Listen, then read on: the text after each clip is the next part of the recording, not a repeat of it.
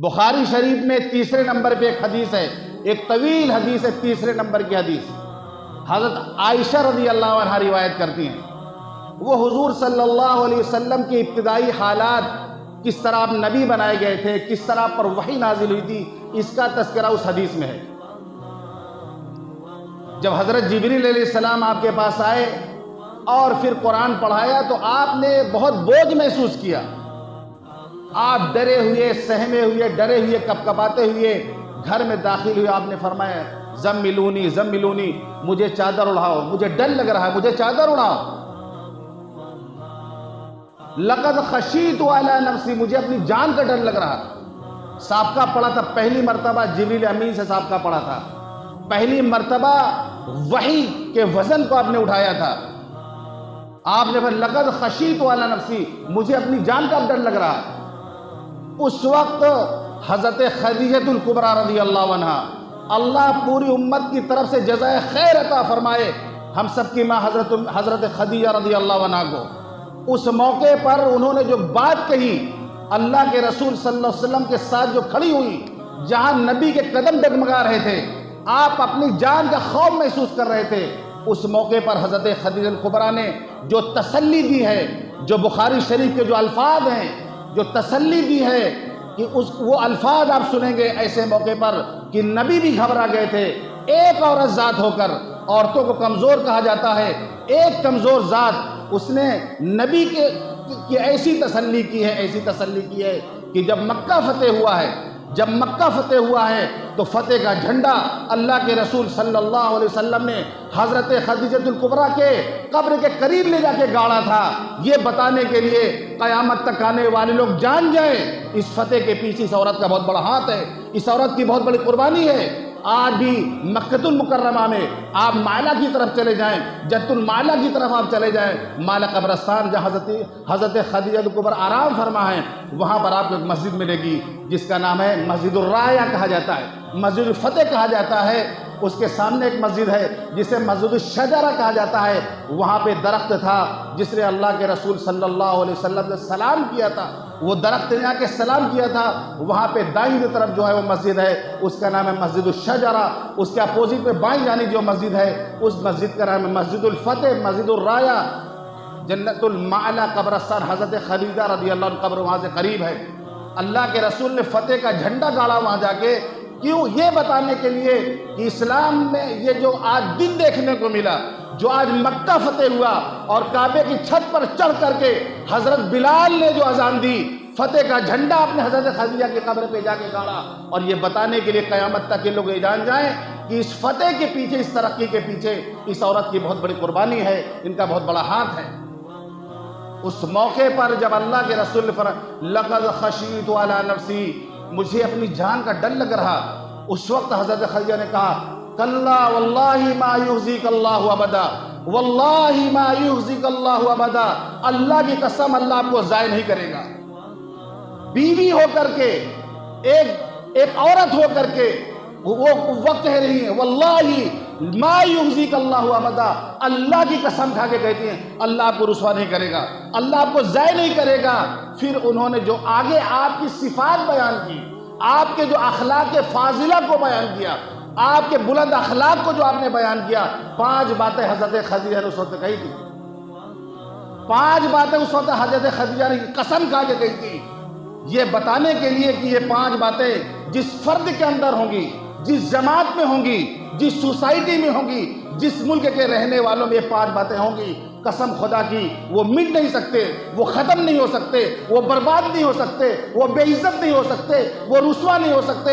یہ 5 باتیں جن کے اندر پیدا ہو جائے، جو اپنے اندر یہ 5 باتیں پیدا کر لے، اس کو زمانہ مٹا نہیں سکتا، باطل مٹا نہیں سکتا، کوئی اس کو ختم نہیں کر سکتا۔ قسم کھا کے حضرت خدیجہ کہتی ہیں واللہ ما یخزیک اللہ ابدا، اے اللہ کے رسول اللہ آپ کو رسوا نہیں کرے گا، اللہ آپ کو ضائع نہیں کرے گا۔ کیوں؟ انک لتصل الرحم، آپ رشتہ داری کو نبھاتے ہیں، آپ رشتہ داری کو نبھاتے ہیں۔ وتحمل الکل، کمزوروں کے بوجھ کو آپ اٹھاتے ہیں۔ وتکسب المعدوم، غریبوں کو کما کر کے آپ کھلاتے ہیں۔ وتقری الضیف، مہمانوں کی مہمان نوازی آپ کرتے ہیں۔ وتعین علی نوائب الحق، حق کے راستے میں آپ تکلیف کو اٹھاتے ہیں، تکلیف کو برداشت کرتے ہیں۔ یہ 5 باتیں اس وقت حضرت خدیجہ نے قسم کھا کے کہی تھی۔ اس میں آپ کے نماز کا تذکرہ حضرت خدیجہ نے نہیں کیا، آپ کی تلاوت کا تذکرہ حضرت خدیجہ نے نہیں کیا، آپ کے ذکر کا تذکرہ حضرت خدیجہ نے نہیں کیا۔ یہ نہیں اللہ کے رسول آپ تو تہجد پڑھتے ہیں، آپ تو نماز کے پابند ہیں، آپ غار حرا میں جا کر اللہ کی عبادت کرتے ہیں، کئی دن آپ غار حرا میں رہ کر کے اللہ کا ذکر کرتے ہیں۔ ان کا کسی کا تذکرہ نہیں کیا حضرت خدیجہ نے، عبادت کا تذکرہ نہیں کیا حضرت خدیجہ نے۔ حضرت خدیجہ نے جو 5 باتیں کہی، ان تمام 5 باتوں کا تعلق آپ کے اخلاق سے ہے، آپ کے اخلاق سے، عبادت سے ان کا تعلق نہیں ہے۔ یہ 5 باتیں کہی، انک لتصل الرحم، آپ رشتہ داری کو نبھاتے ہیں۔ رشتہ داری کو نبھانا ہے، بڑی قربانی چاہتا ہے۔ یہ ایک آدمی منہ گھما کے جا رہا ہو، ایک آدمی رشتہ توڑنے کو تیار ہو، ایک آدمی سلام کرنے کو روادار نہ ہو، آپ اس سے آگے مل کر اخلاق کے ساتھ بات کریں، آپ اس سے سلام میں پہل کریں، آپ اس سے رشتہ داری کا واسطہ اس کے دے کے اس کے رشتے کو باقی رکھے، قربانی چاہتا ہے۔ رشتہ داری کوئی معمولی چیز نہیں ہے۔ صاف لفظوں میں اللہ کے رسول لا يدخل الجنت قاطع، جنت میں رشتہ داری توڑنے والا جنت میں نہیں جائے گا۔ جو رشتہ داری نہ نبھاتا ہو، جو رشتہ داری کو توڑتا ہو، جنت میں اس کا داخلہ نہیں ہے، اس کے لیے جنت میں گنجائش نہیں ہے، جنت میں اس کے لیے جگہ نہیں ہے۔ آپ نے فرمایا، اللہ فرماتا ہے میں رحمان ہوں، میں نے اپنے نام رحمان سے نکال کر کے رحم کا لفظ بنایا ہے۔ رحم کہتے ہیں رشتہ داری کو، میں نے رحمان کے لفظ سے رحم کو بنایا ہے۔ جو اسے جوڑے گا میں اسے جوڑوں گا، جو اسے توڑے گا میں اسے توڑوں گا۔ جو رشتہ داری کو جوڑے گا اللہ اس کو جوڑے گا، جو رشتہ داری کو توڑے گا اللہ اس کو توڑے گا۔ آپ نے فرمایا جو یہ چاہتا ہو اس کی عمر میں برکت ہو، اس کے رزق میں برکت ہو، اس کو چاہیے کہ رشتہ داری کو نبھائے۔ ایک صحابی، اللہ کے رسول مجھے ایسا عمل بتا دیجئے جس کو میں کروں تو میں جنت میں چلا جاؤں، جہنم سے بچ جاؤں۔ آپ نے فرمایا اللہ کی عبادت کرو، اس کے ساتھ کسی کو شریک نہ کرو، نماز قائم کرو، زکوٰۃ ادا کرو، رشتہ داری کو نبھاؤ۔ پھر آپ نے فرمایا لیس الواصل بالمکافی ولكن الواصل الذي اذا قطعت رحم وصلها، برابری کرنے والا رشتہ داری نبھانے والا نہیں ہے۔ تم ہم کو نیوتا دو گے تو ہم تم کو نیوتا دیں گے، ہم کو بارات میں لے جاؤ گے ہم بارات میں لے جائیں گے، تم ہم کو پوچھو گے ہم تم کو پوچھیں گے، تم ہم سے رشتہ رکھو گے ہم تم سے رشتہ رکھیں گے، تم 500 روپے ہمارے یہاں لکھاؤ گے ہم 500 روپے تمہارے یہاں لکھائیں گے۔ لیس الواصل بالمکافی، برابری کرنے والا رشتہ داری نبھانے والا نہیں ہے۔ ولیکن الواصل، رشتہ داری نبھانے والا تو وہ ہے جب رشتہ دار اس کو چھوڑ رہے ہو، کوئی اس کو پوچھ نہ رہا ہو، کوئی اس کو دعوت نہ دے رہا ہو، اس کے گھر میں شادی کاٹ نہ جاتا ہو، کوئی اس کو بلاتا نہ ہو، اس کے باوجود جب اس کا وقت آئے وہ بلند اخلاق کے ساتھ اپنے رشتے کا واسطہ رکھ کر، اپنے رشتے کی لاج رکھ کر وہ رشتہ داری کو نبھائے۔ یہ رشتہ داری کا نبھانا۔ برابری سرابی ہمارے نیوتے کا بڑا رواج، ہمارے نیوتے نے برباد کر کے ہمیں رکھ دیا ہے۔ تم ہم کو پوچھو گے ہم تم کو پوچھوں گے۔ دینداروں کے اندر یہ بات ہے، آج مقابلہ آرائی ہو رہی ہے، دیندار بھی محفوظ نہیں ہیں۔ تم ہم کو پوچھو گے ہم تم کو پوچھیں گے، نہیں پوچھو گے ہم تم کو نہیں پوچھیں گے۔ یہ رشتہ داری نبھانا نہیں ہے۔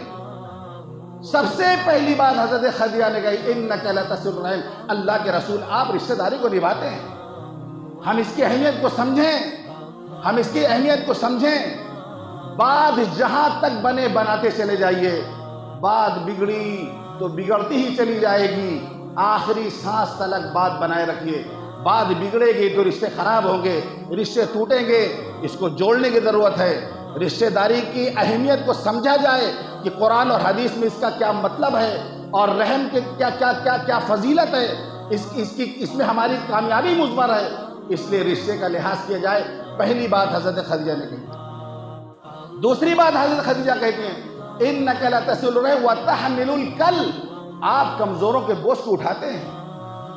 کون کمزوروں کو پوچھتا ہے؟ کون مزدوروں کو پوچھتا ہے؟ کون غریب طبقے کو پوچھتا ہے؟ اللہ کے رسول نے فرمایا بدترین ولیمے کا کھانا وہ کھانا ہے جس میں غریبوں کو بھگا دیا جائے، مالداروں کو بلایا جائے۔ فرمایا بدترین ولیمے کا کھانا وہ کھانا ہے جس میں غریبوں کو واپس کر دیا جائے، مالداروں کو بلایا جائے، کوئی غریب کا بچہ آ جائے اس کے ہاتھ سے روٹی چھین لی جائے، کوئی غریب آ کے کرسی پہ بیٹھ جائے اس کو کرسی سے بھاگا دیا جائے کہ تم اس مجلس میں کہاں سے آ گئے۔ جو نہیں آنا چاہتے ان کو دعوت دے کے، کارڈ دے کے ان کو بلایا جائے، جو آنا چاہتے ان کو بھگایا جائے۔ فرمایا ولیمے کا سب سے بدترین کھانا ہے۔ کون غریبوں کو پوچھتا ہے آج؟ اللہ کے رسول کے بارے میں حضرت خدیجہ نے کہا آپ غریبوں کے بوجھ کو اٹھاتے ہیں؟